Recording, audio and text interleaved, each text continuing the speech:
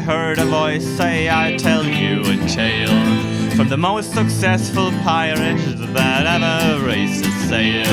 It wasn't Teach or Avery, wasn't Morgan or Lafitte. It was a poor widowed woman and her massive pirate fleet. It was the Rose, the bloody Rose, the bloody Rose of China. She was a pirate queen. With her massive pirate fleet, she went down in history as a girl that owned the China Sea. At a brothel down in Canton lived a 16-year-old whore who didn't mind the work but was looking for much more. When pirates invaded, burned that village to the ground, they all ran into the streets and watched it all burn down. Before the smoke had cleared, she had a brand new life, and a pirate captain named Zheng Yi had a brand new wife. Together they united all the warring pirate clans, and that was just a tiny part of a much, much larger plan. She was the Rose, the bloody Rose, the bloody Rose of China. She was a pirate queen.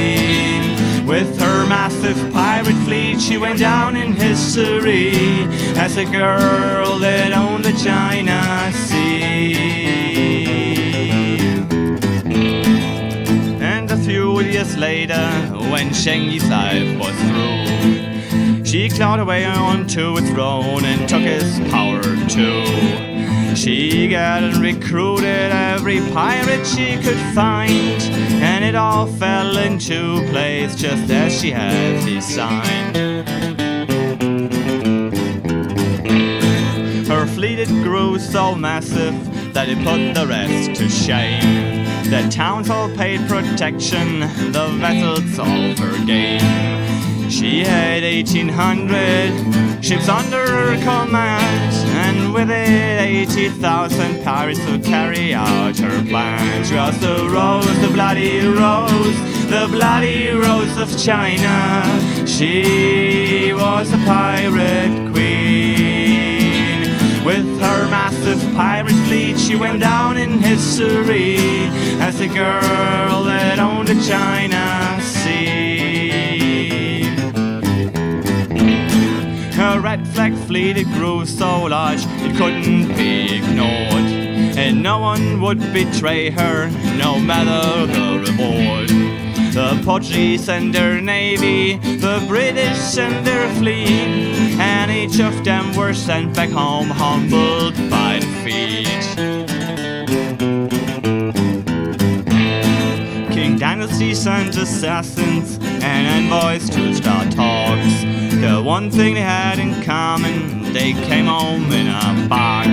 The government did realize this was one they couldn't win, so they came up with a clever plan to bring this to an end. She was the Rose, the bloody Rose, the bloody Rose of China.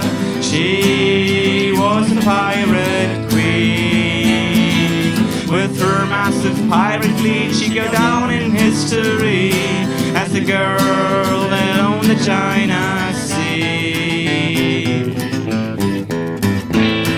They offered her full pardon if she agreed to leave the scene. She would keep her plunder and her men would all go free. With amnesty granted, a great pirate walked away, and a wealthy, clever businesswoman walked on shore that day.